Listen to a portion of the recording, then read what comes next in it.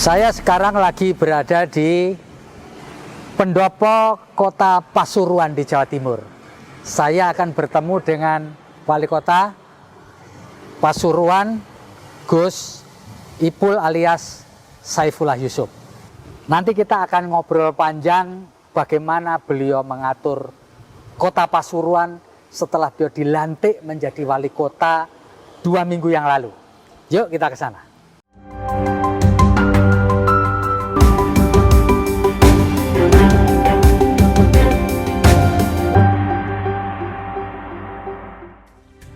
Saifullah Yusuf alias Gus Ipul dilantik oleh Gubernur Jatim Khofifah Indar Parawansa sebagai Wali Kota Pasuruan periode 2021 hingga 2024. Proses pelantikan pasangan Gus Ipul dan Adi Wibowo digelar di Gedung Geraha di Surabaya pada Jumat 26 Februari 2021. Harapan kepada Wali Kota yang baru, Haji Saifullah Yusuf atau yang dikenal namanya Gus Ipul. Semoga Gus Ipul dilantik menjadi wali kota Pasuruan ini selama 3 tahun ke depan, kurang lebih 3,5 tahun ya, bisa melakukan visi misinya di saat kampanye itu, bukan sebagai janji-janji saja, tapi mengkonkretkan, memberikan harapan yang bagus kepada masyarakat kota Pasuruan.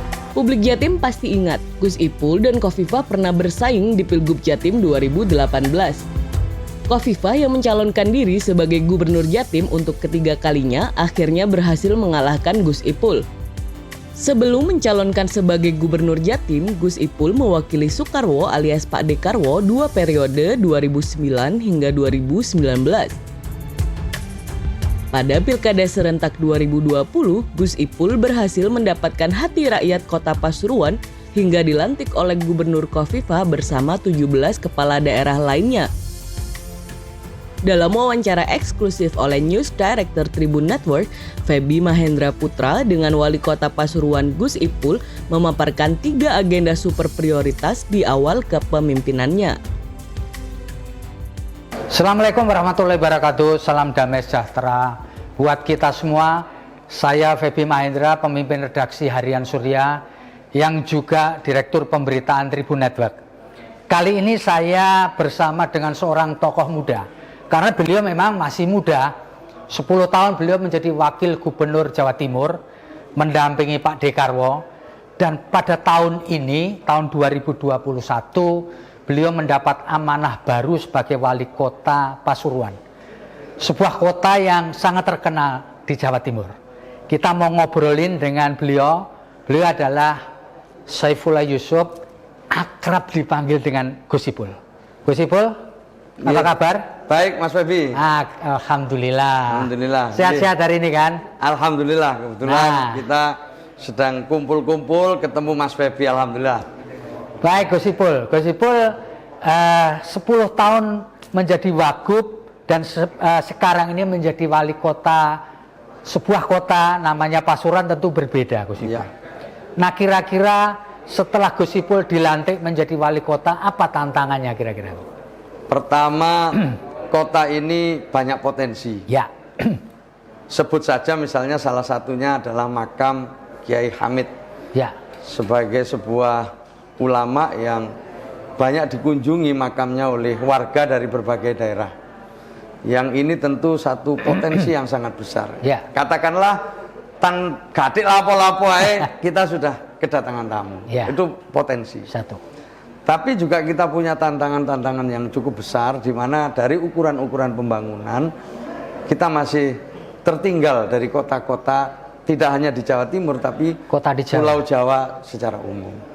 Nah tantangan-tantangan ini yang menjadi PR kami sekarang sedang kita identifikasi, mulai dari tata kelola pemerintahan, pengelolaan keuangan, sampai juga pada percepatan layanan publik.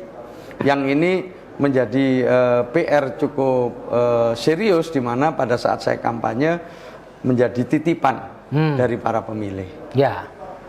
Nah dari sekian banyak itu, tapi yang paling utama tetap adalah masalah penanganan COVID. Ya. Ya. Kita ini di zona orange. Di zona orange di ya. Zona orange yang mana salah satu kota dengan tingkat kematian yang cukup tinggi. Nah, ini tantangan kita yang pertama di sini. Sebab bagi kami kalau penanganan COVID ini baik, ya, kita bisa berpindah ke zona kuning, lebih-lebih nanti jadi zona hijau, maka larinya kemana-mana. Ekonomi kita akan bergerak, sekolah tatap muka bisa dimulai, kehidupan pelan-pelan atau berangsur-angsur akan normal kembali. So far ketika sudah 1 minggu berada di Kota Pasuruan dan memerintah sebagai wali kota, progresnya pertumbuhan ekonomi dan kondisi masyarakat gimana Gus? Pertumbuhan ekonomi kita masih minus. Masih minus ya? Minus, sama dengan Jawa Timur sedang minus ya. Yang kita tentu perlu kerja keras dalam urusan ini. Maka di dalam misi kami itu ada 3 yang kita paling jadi sasaran utama. Maju ekonominya, indah kotanya, harmoni warganya. Nah, maju ekonominya ini salah satunya mengatasi masalah pertumbuhan ekonomi ini. Kemudian pertumbuhan yang kita harapkan adalah pertumbuhan yang inklusif, yang berkeadilan. Yang kedua, memang yang kita temukan masalahnya adalah soal SDM. Jadi saya masuk cukup kaget Mas Evi. Kenapa itu Pak? Ada sekitar 60 jabatan yang di PLT-kan. Oh, 60 PLT? Tidak definitif PLT. Kemudian 40 jabatan itu kosong. Tidak ada orangnya. Oh, tidak ada orangnya. Nah, ini termasuk salah satu PR kami yang harus segera kami tuntaskan sehingga nanti kita bisa lari cepat gitu. Nah, krusial poinnya gimana Gus? Kok bisa PLT-nya banyak, 40 jabatan kosong tuh? Itu saya juga nggak membayangkan ya. Tiba-tiba kita baru tahu setelah dilantik ini. Dan ini kita sedang kerja keras supaya badan kepegawaian kita ini memberikan semacam solusi bagi masalah yang kita hadapi sekarang ini. Di tengah-tengah itu kita ketemu dengan opini BPK yang wajar dengan pengecualian. Ini juga satu-satunya kota di Pulau Jawa. PR besar juga ya? PR besar ini. WDP itu wajar dengan pengecualian. Padahal yang kita harapkan wajar tanpa pengecualian. Ini efeknya kemana-mana. Jadi kalau kita opini BPK ini tidak kita tuntaskan, ini adalah pintu masuk ya bagi aparat penegak hukum untuk melihat dan memeriksa. Sudah ada sebelumnya ini 3 ASN kita ya sebelum saya dilantik itu yang harus berurusan dengan kejaksaan. Kemudian juga dana insentif daerah. Jadi ada dana yang memang diberikan dengan ukuran-ukuran tertentu dari pemerintah pusat untuk daerah yang kita tidak mendapatkan sama sekali. Padahal itu amat sangat berarti untuk Kota Pasuruan. Maka itu dalam waktu 1 minggu ini sebenarnya saya bekerja keras siang malam, ngajak OPD, ngajak pegawai, tidak saya temui hanya kepala dinasnya, sampai kepala seksi, sampai staf yang terlibat di dalam pengelolaan aset dan keuangan, untuk benar-benar mereka mau membantu kami agar kita dapat WTP di tahun ini. Biasanya orang itu selalu mengukur, meskipun itu bukan tradisi kita ya Gus, 3 bulan pertama atau 100 hari lah. Kalau boleh diceritakan sedikit itu, prioritas yang paling utama yang ingin Gus Ipul lakukan selama 3 bulan ini apa kira-kira? Ada 3. 3 ya. 1 bidang kesehatan ini. Ini adalah memperkuat layanan di tingkat rumah sakit. Yang kita namanya Rumah Sakit Dr. Sudarsono Purut, dikenal dengan Rumah Sakit Purut. Sepanjang saya kampanye, 72% warga kecewa terhadap pelayanan rumah sakit kita ini. Saya sudah kunjung ke sana, saya sudah ajak bicara, saya sudah identifikasi. Prinsipnya ada kesediaan dari manajemen rumah sakit untuk melakukan perubahan-perubahan layanan yang sebelumnya manual menjadi digital, memenuhi fasilitas-fasilitas yang belum berjalan, misalnya untuk cuci darah, udah ada mesinnya tapi nggak bisa jalan. Ada PCR, ada mesinnya tapi nggak bisa operasi. Ini adalah PR-PR yang terus terang kita genjot ini dari bidang layanan kesehatan. Layanan kesehatan, layanan kesehatan dan pendidikan ya, itu dua-duanya bersamaan. Pendidikan ini 90% orang tua hasil angket yang kita kirim menginginkan adanya sekolah tatap muka. Ini aspirasi orang tua ini. Kemudian yang kedua adalah mengintegrasikan alun-alun masjid makam Kiai Hamid dengan perdagangan jasa di Jalan Kiai Wahid Hasyim. Itu adalah pusat niaga sejak zaman Belanda dulu. Nah, cuman dalam perjalanannya bahkan sampai sekarang itu jalan sendiri-sendiri. Makam sebagai wisata religi jalan sendiri, kemudian pertokoan sebagai pusat perdagangan dan jasa di situ jalan sendiri, kemudian mall layanan publiknya juga berjalan sendiri. Nah, dari situ saya terus terang menginginkan terintegrasi ini. Dan ini mandat. Insya Allah persiapannya sudah kita lakukan. Ya, alhamdulillah responnya juga bagus dari OPD-OPD yang terkait. Dan yang ketiga, ini adalah pembangunan kawasan pelabuhan. Yaitu yang kita akan kembangkan wisata bahari, diawali dengan kuliner yang berbahan baku kelautan gitulah. Nanti kita mulai dari sana. Ini sedang dirancang. Insya Allah teman-teman sudah siap untuk bekerja sama dengan Pelindo, bekerja sama dengan Pemprov ya, yang punya wewenang juga di daerah pesisir. 3 ini yang menjadi skala prioritas. 3 ini kan ketika Gus Ipul menjabat ini kan anggaran kan sudah jalan nih. Iya. Nah, gimana cara mengintegrasikan ini supaya Gus Ipul pemerintah punya program tetapi anggaran sudah digedok pada masa lalu?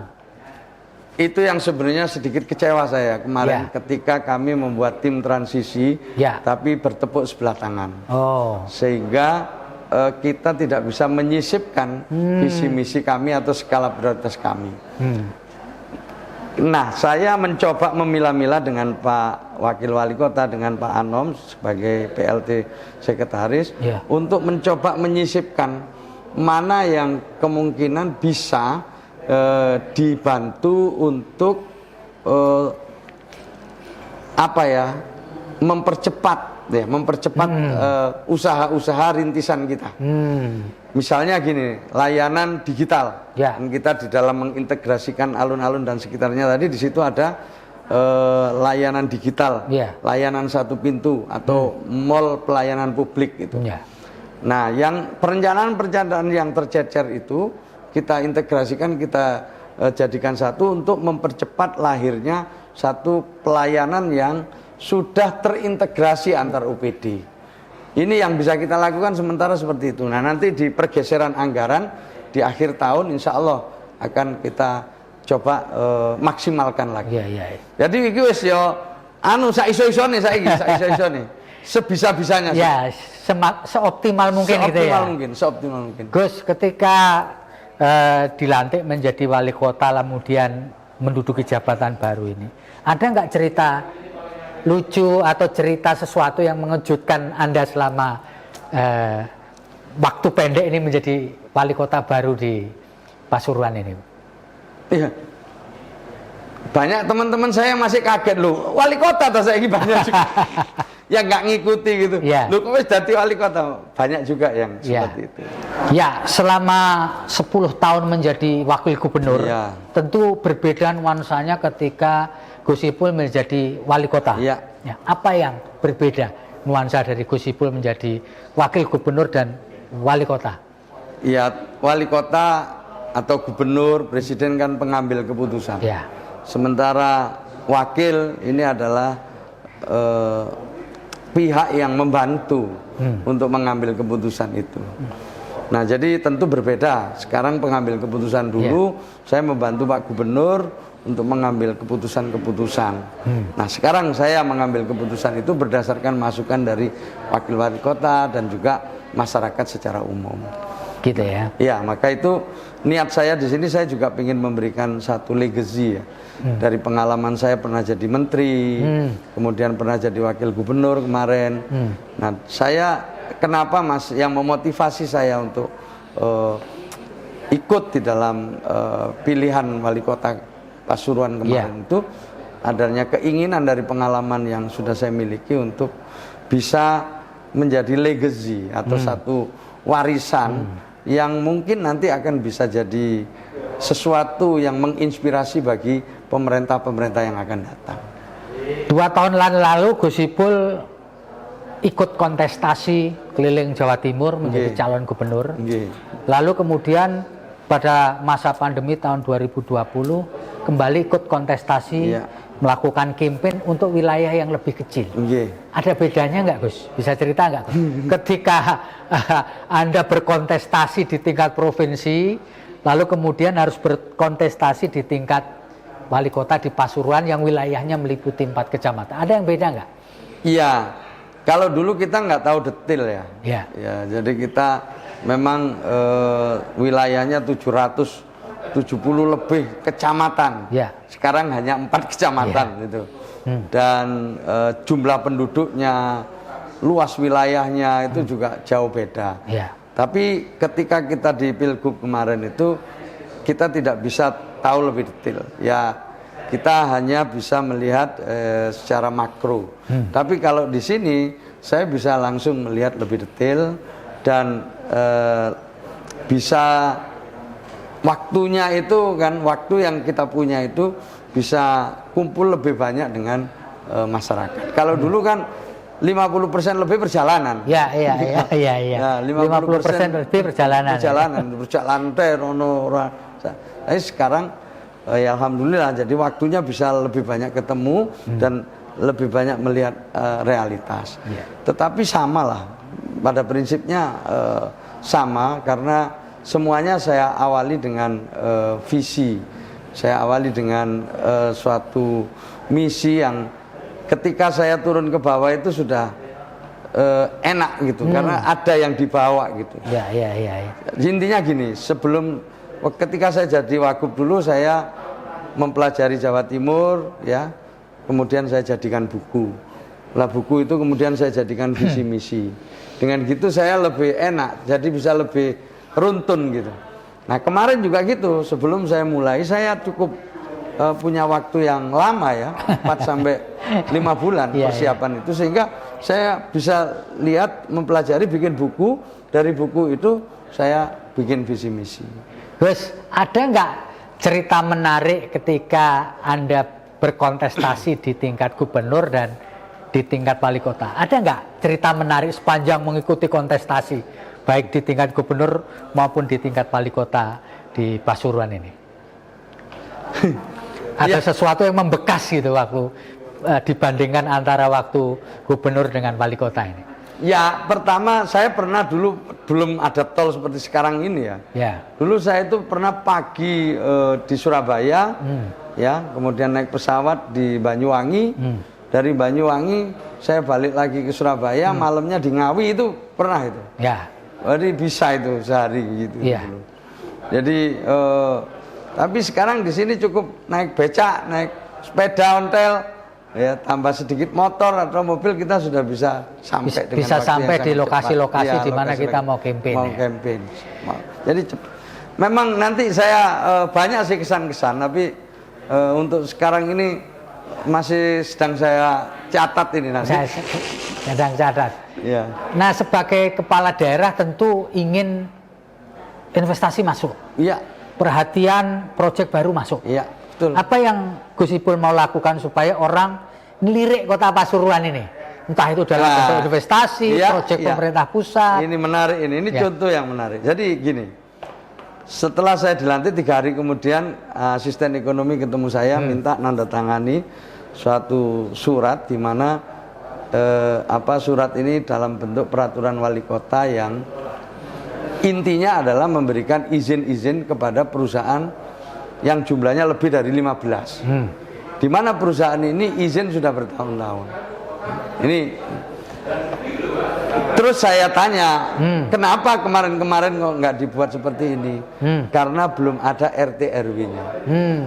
Inilah selama masa kampanye yang saya persoalkan. Sampai hari ini Kota Pasuruan itu belum merevisi RT RW-nya yang itu baru itu dilakukan yang RT RW itu ditetapkan pada tahun 2011. Ya. 2011 sampai sekarang tidak pernah ada revisi, padahal 5 tahun sekali harus melakukan revisi. Itu ganggu ya berarti kan? Sangat mengganggu untuk investasi karena ini adalah payungnya. Betul. Ketika tata ruang wilayahnya belum ditetapkan karena ini harus mendapatkan persetujuan provinsi dan juga pusat, maka untuk mengeluarkan izin nggak punya payung, nggak punya cantolan. Ya. Jadi gini, kalau ini misalnya sudah ditetapkan kawasan perumahan, ya di situ pemerintah bisa mengeluarkan izin untuk perumahan. Yang di sini untuk pergudangan ya atau perdagangan, ini perdagangan. Ini nggak ada sama sekali Kota Pasuruan, sehingga banyak sekali orang yang mengajukan izin tidak bisa ditandatangani karena nggak berani yang mengeluarkan izin. Karena RT RW-nya belum ada. Nah, saya sudah perintah ini. Jadi kita perintah, pokoknya kita ingin dalam 3 bulan ke depan RT RW sudah disahkan. Karena ini kaitannya tidak hanya di kota, tapi di provinsi juga di pusat. Gitu. Setengah mati nih, sudah 3 tahun diurus nggak tembus-tembus. Ya. Nah, ini juga salah satu PR kami. Jadi kalau sekarang harapan saya banyak investor yang datang, tentu akan kita fasilitasi, tetapi kita masih perlu RT RW. Ya. Setelah RT RW-nya selesai baru kita tanda tangan. Tentu RT RW harus berkolaborasi dengan parlemen ya, dengan DPR. Oh iya, ini DPR ini sudah jadi usulannya. Ya. Sekarang perlu paparan di tingkat provinsi.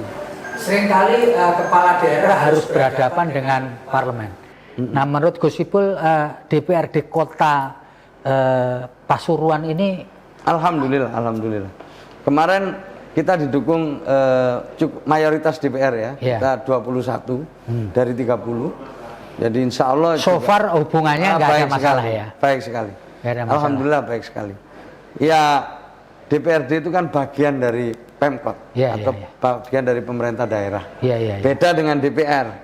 Kalau DPR itu terpisah dengan presiden, itu terpisah. Betul. Tapi kalau DPRD itu merupakan satu bagian dari pemerintah daerah.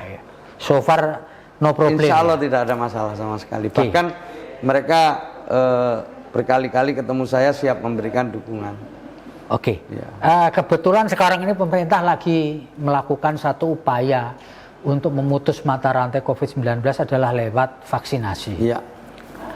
Nah, so far sesuai dengan apa yang Gus Ipul ketahui, program vaksinasi di wilayah Kota Pasuruan ini progresnya gimana? Alhamdulillah relatif lancar ya, artinya sesuai dengan ketentuan yang ada semua berjalan. Pertama ada penolakan nggak? Ada, hampir tidak ada. Kan biasanya banyak sekali orang yang merasa ngapain karena banyak sekali informasi yang menyebut bahwa vaksin itu pasti nanti akan bikin sakit, tidak bagus untuk, dan apakah proses itu sebenarnya terjadi juga di? Sampai sekarang belum ada ya penolakan dari masyarakat terutama ya. Nanti nggak tahu dalam perjalanannya, tapi semua kelihatannya menerima, kiai-kiai, ulama, tokoh-tokoh agama, semua nggak ada masalah itu. Tidak ada yang reseh untuk mempersoalkan. Alhamdulillah saya nggak pernah dengar. Dan juga saya belum ketemu sama pihak-pihak yang keberatan adanya vaksinasi ini. Nah, karena kepala daerah ini berhubungan dengan banyak orang, ya, apa yang Gus Ipul lakukan supaya tetap kondisinya fit gitu? Maksudnya supaya tetap sehat? Maksudnya supaya tidak terpapar gitu ya? Ya gini, jadi saya diskusi sama Kepala Dinas Kesehatan, kemudian juga lalu rapat dengan stakeholder yang lain. Memang kita mesti ajak masyarakat ya. Di samping kita ini coba untuk memperkuat imun dan iman kita masing-masing, tapi masyarakat juga kita akan ajak. Salah satu yang sedang kita siapkan ini nanti akan ada gerakan caring. Apa itu? Caring itu berjemur. Jadi berjemur untuk ASN ini harus berjemur. Misalnya jam 10 sampai 10:15 sambil senam peregangan untuk memperkuat imun kan gitu. Pada saat itu kan jam 10 itu menurut Dr. Sherly salah satu yang terbaik, waktu yang terbaik. Terus kemudian kita juga melibatkan PKK, melibatkan banyak kalangan termasuk kader-kader KB untuk mengajak masyarakat memperkuat imun kita ini. Saya meyakini bahwa memang COVID ini tidak akan hilang dalam waktu dekat. Sama dengan malaria yang sewaktu-waktu bisa jadi muncul. Maka kita harus siapkan masyarakat kita betul-betul badannya ini fit gitu. Kalau secara pribadi Gus Ipul kan sudah vaksin ya? Belum, saya Oh, belum. belum. Kan saya baru dilantik. Oh iya, oh belum. Nanti pada saatnya. Nah, kan sebagai pribadi meskipun belum diimunisasi, apa yang dilakukan supaya tidak oh iya, terpapar? kita minum Apakah- vitamin. Saya hampir lumayan setiap jam 10 itu saya coba untuk keluar rumah sebentar berjemur. Itu misalnya. Yang kedua ya vitamin C, kemudian beberapa. Tapi mengonsumsi jamu enggak ya? Jahe merah, apa? Jahe ya, tapi ini kan agak sedikit dikurangi karena perutnya yang ini. Oh, yang enggak cocok gitu ya? Tapi saya 5 bulan itu jahe terus, tapi dikurangi dikit. Ya. Tapi jahe saya jahe. Ya, jahe ya. Jahe tanpa gula, tanpa ini, hanya jahe murni. Oke, Gus Ipul, Sama pertanyaan air yang panas. terakhir ini. Ya. Gus, seorang kepala daerah mempunyai masa kerja selama 5 tahun. Iya. Ya. Ketika nanti Anda membayangkan 5 tahun bertugas, legacy yang ingin Anda tinggalkan untuk kota ini apa? Pertama, layanan publik. Oke, itu nomor satu ya. Nomor satu, layanan publik. Dan saya mau mengatakan kita tidak 5 tahun ini, 3,5 tahun. Kan sampai 2024 Ya. untuk pilkada serentak ini. Ya. Jadi kita nanti lebih cepat periodenya untuk periode ini. Tidak sampai 5 tahun kan, udah Ya. disepakati itu di Ya. DPR. Jadi yang pertama layanan publik saya pingin kota Pasuruan ini ya, kalau kita mau konkret tiru Surabaya lah. Ya. Ngurus sembarang kalir itu lebih mudah dan masyarakat mengeluh kapanpun bisa direspon. Ya. Ya, kalau layanannya itu digital, responnya juga bisa diukur. Saya lapor jam 9, responnya juga kelihatan di situ berapa menit, setengah menit, 2 menit, atau setengah jam, 1 jam akan ketahuan. Nah di sini petugasnya juga menjadi lebih jelas, kita kasih reward itu. Ya. Targetingnya jelas ya. Iya, Pengukurnya juga jelas ya. Iya, saya misalnya lapor kalau di tempat saya ada masalah dengan selokan misalnya, banjir. Saya lapor jam 9. Nanti responnya jam berapa, tindakannya kapan, itu akan terukur semua kalau pakai teknologi. Jadi nggak ada yang bisa ini, satu itu. Yang kedua, mungkin teman-teman yang terlibat di kesekretariatan paham bahwa kalau kita sudah menggunakan digital, kita bisa irit pembelanjaan alat-alat kantor itu. Coba, alat-alat kantor jadi lebih murah. Kertas-kertas bisa kita kurangi. Gitu. Kalau kita sudah tidak menggunakan lagi yang namanya kwitansi, ya, dan lain-lain, alat-alat tulis. Itu kan kalau sudah digital kan nggak perlu lagi. Itu bisa sampai besar loh itu pengurangannya, bisa sampai 80% belanja-belanja. Proses digitalisasi itu ya. Itu ya, Gus ya. Itu yang saya pengen ini, satu itu ya. Kemudian yang kedua, saya juga pengen menghadirkan satu kota yang indah. Ini kota bersih, asri, ya. Lalu juga diwarnai dengan lampu-lampu yang indah, seperti kota Surabaya juga lah. Ya. Sekarang ini masih belum ini semua. Ya, masih on progress ya. Ya, masih. Ya.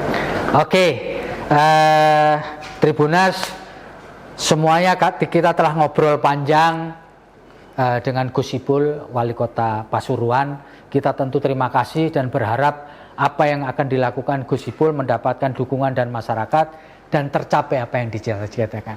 Terima kasih Gus. Terima kasih Mas Febi. Ya. Terima kasih semua. Assalamualaikum warahmatullahi wabarakatuh. Om Santi Santi Om. Salam sehat.